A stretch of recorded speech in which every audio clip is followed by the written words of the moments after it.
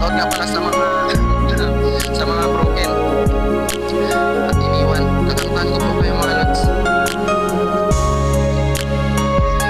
Pasensya ka na kung napagod na sa'yo. Mahal kita pero uunahin ko na lang ngayon ang sarili ko.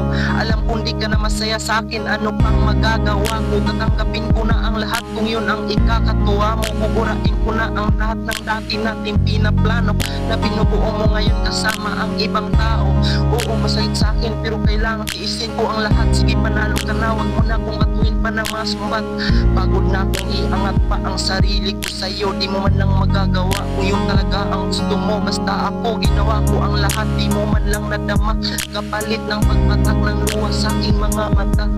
Bawat titig ko sa'yo'y nakatitig ka sa kanya. At alam kong malabo na nga itong maisalba.